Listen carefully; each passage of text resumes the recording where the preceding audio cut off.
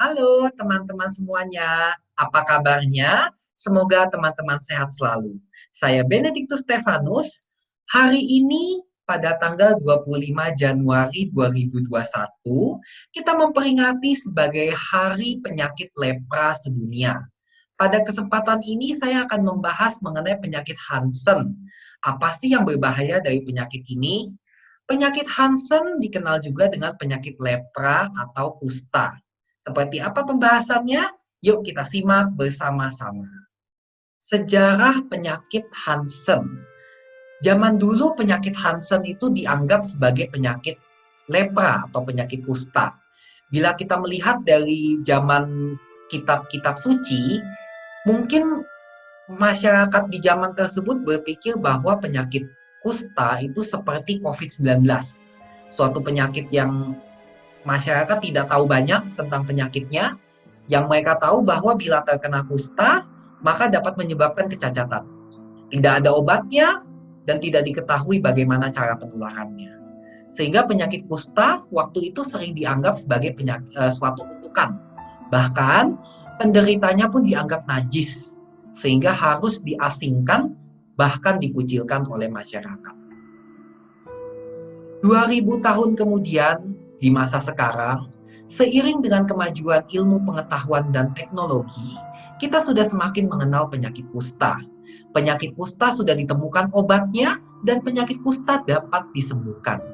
Bagaimana penularannya pun juga sudah dapat diperkirakan sehingga pasien dengan penderita kusta itu tidak perlu melakukan isolasi. Kita pun juga sudah tidak lagi menggunakan istilah kusta atau lepra dan diganti dengan istilah penyakit Hansen. Mengapa kita mengganti nama tersebut? Satu, kita menghormati jasa ilmuwan Norwegia bernama Gerhard Hendrik Armau Hansen yang pada tahun 1873 berhasil menemukan bakteri penyebab penyakit kusta. Penyebutan nama penyakit Hansen ini juga untuk membantu mengurangi stigma negatif di masyarakat. Penyakit kusta bukan suatu kutukan, tetapi disebabkan oleh bakteri lepra. Ya, jadi ada kumannya. Kalau kita mau perhatikan, jadi misalnya ada pasien Hansen yang datang kontrol ke kami, biasanya kita akan melakukan pengirisan pada telinganya. Nanti cairannya kita ambil, kemudian kita warnai, setelah itu kita lihat di mikroskop. Nah, bila kita lihat di mikroskop, maka kita akan menemukan koloni bakteri seperti ini. Jadi akan ada bakteri batang berwarna merah di antara background berwarna biru. Nah, secara kepustakaan, penyakit Hansen ini sulit untuk menular. Karena penyakit Hansen ini sulit untuk menular, sampai sekarang belum ada bukti yang pasti mengenai bagaimana penularannya. Penyakit Hansen tidak menular melalui kontak fisik seperti bersalaman, merangkul atau berpelukan. Tidak juga menular melalui alat makan atau makan bersama, maupun melalui bekas tempat duduk di kendaraan umum atau duduk bersebelahan dengan penderita kusta. Penyakit Hansen juga bukan merupakan penyakit keturunan yang ditularkan melalui ibu ke anak, baik melalui hamil ataupun menyusui, serta tidak menular melalui hubungan seksual. Perlu diketahui oleh masyarakat bahwa segera setelah pasien memulai pengobatan penyakit Hansen, maka pasien tersebut sudah tidak dapat menularkan penyakit Hansen. Bagaimana cara mengenali gejala penyakit Hansen? Secara kepustakaan, penyakit Hansen sering dikenal sebagai the great imitator. Jadi gejalanya itu bisa mirip dengan penyakit-penyakit kulit yang lain. Misalnya, ada bercak putih atau bercak merah, ini sering dikira kulitnya seperti panu, seperti jamuran. Tetapi bisa juga muncul dalam bentuk bintik-bintik, sering dikira biduran atau eksim. Bisa juga muncul dalam bentuk benjolan-benjolan kecil, seperti habis digigit serangga. Tetapi yang cukup membedakan dengan penyakit kulit yang lain, biasanya di daerah bercaknya ini seperti kebas atau baal. Terasa tidak gatal, tidak sakit, dan umumnya tidak sembuh dengan salep kulit yang biasa. Bila seseorang terkontak dengan bakteri Hansen, maka ada dua kemungkinan. Dia bisa terinfeksi atau tidak terinfeksi.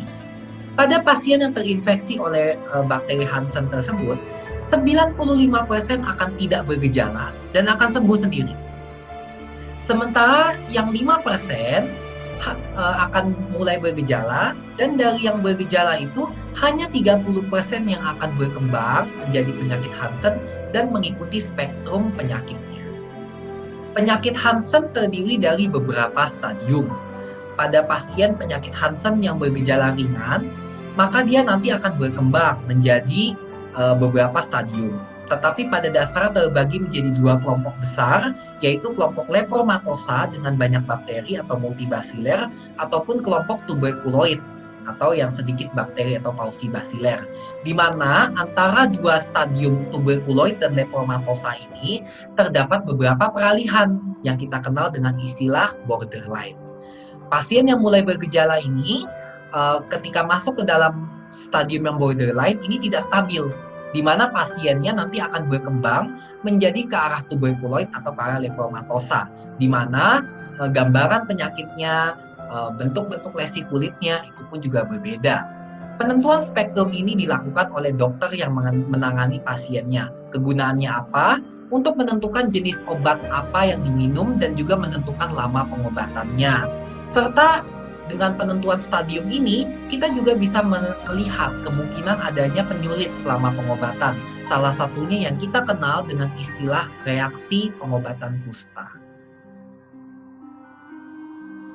Ini adalah gambaran mengenai perjalanan penyakit dari penderita penyakit Hansen, di mana pasien yang spektrum indeterminate ini dia dapat berkembang ke arah tuberkuloid atau ke arah lepromatosa, tergantung dari seberapa kuat sistem imunnya.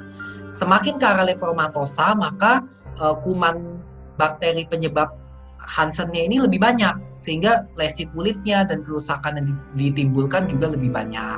Sementara bila imunnya cukup baik, maka dia akan berkembang menjadi stadium yang tuberkuloid, seperti ini. Bagaimana pengobatan pada penyakit Hansen? Perlu diperhatikan bahwa semakin cepat penyakit Hansen diobati, maka akan sembuh secara sempurna. Tetapi bila penyakit Hansennya sudah menyebabkan kecacatan, maka kecacatan itu akan sulit untuk diobati. Pengobatannya juga gratis, dapat dilakukan di puskesmas atau di rumah sakit oleh dokter umum maupun dokter spesialis kulit dan kelamin (SPKK). Jenis obat dan lama pengobatan tergantung pada spektrum penyakit Hansennya sendiri, dan umumnya pengobatan dilakukan selama 2-3 tahun. Setelah 2-3 tahun, tetap dilakukan follow-up dan pemantauan secara berkala hingga 5 tahun pasca mulai pengobatan. Setelah 5 tahun, apabila tidak ditemukan bakterinya lagi, kemudian gejalanya juga sudah membaik, maka pasien tersebut dinyatakan sembuh dari penyakit Hansen. Lalu kita masuk kepada pertanyaan yang kedua. Apa sih yang paling berbahaya dari penyakit Hansen? Apakah menyebabkan cacat? Atau karena menular?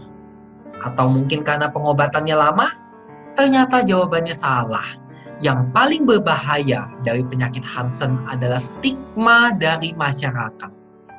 Penderita penyakit Hansen dijauhi, dikucilkan, bahkan dianggap najis oleh masyarakat. Bagaimana stigma pada penderita Hansen di Indonesia? Sebuah penelitian dilakukan oleh Litbang Kompas pada Agustus 2019, di mana pada penelitian ini mereka melakukan wawancara terhadap sahabat-sahabat penderita Hansen di Kabupaten Tangerang. Dan ini adalah hasilnya. Kita bisa melihat realita yang dihadapi oleh sahabat-sahabat kita. Ada yang ditolak untuk berjabat tangan, ada yang dijauhi oleh masyarakat, ditolak naik ke kendaraan umum, bahkan ada yang ditolak untuk melamar kerja, tidak diperbolehkan sekolah, bahkan tidak boleh beribadah juga. Inilah realita yang dihadapi oleh sahabat-sahabat kita. Kita sudah belajar bahwa penyakit Hansen itu adalah penyakit yang tidak mudah untuk menular. Dan penderita penyakit Hansen setelah memulai pengobatan, mereka pun juga sudah tidak dapat menularkan lagi penyakitnya. Pertanyaannya, mengapa realita ini harus dihadapi? Maka saya merasa penting sekali untuk masyarakat lebih mengenal, lebih belajar mengenai penyakit Hansen. Agar yuk kita hentikan stigma-stigma ini terhadap penderita Hansen. Dampak stigma terhadap penderita Hansen itu ternyata tidak main-main. Stigma menyebabkan orang yang bergejala Hansen tidak berani untuk berobat dini. Sementara pada penderita yang dalam pengobatan, stigma juga menyebabkan mereka tidak mempunyai motivasi untuk berobat. Akibatnya apa? Penyakit Hansen yang diderita terus berkembang hingga menjadi komplikasi dan kecacatan. Stigma juga menjatuhkan harga diri, harapan, dan kepercayaan diri penderitanya, sehingga dapat menyebabkan gangguan mental bahkan hingga bunuh diri. Stigma terhadap penyakit Hansen juga menyebabkan kehilangan mata pencaharian dan kesempatan bagi penderitanya untuk bersekolah. Akibatnya mereka jatuh ke dalam kemiskinan dan akhirnya mereka di dalam suatu penelitian juga menyatakan akibatnya pengemis menjadi satu-satunya harapan mereka. Mereka mengandalkan belas kasihan orang lain. Ironis sekali, hanya karena stigma terhadap penderita Hansen, seseorang bisa menjadi cacat, bisa bunuh diri, bahkan jatuh ke dalam kemiskinan. Maka dari itu, saya ingin mengajak, mari semuanya, kita hentikan stigma terhadap penderita Hansen. Mereka adalah bagian dari masyarakat kita, dan mereka juga memiliki hak yang sama dengan semua warga negara di Indonesia ini. Sebagai take home message, mari kita biasakan untuk tidak lagi menyebut kata kusta atau lepra, tetapi kita ganti dengan istilah baru yaitu penyakit Hansen. Penyakit Hansen tidak mudah menular dan bukan kutukan. Penderita Hansen dalam pengobatan tidak menularkan penyakit Hansen.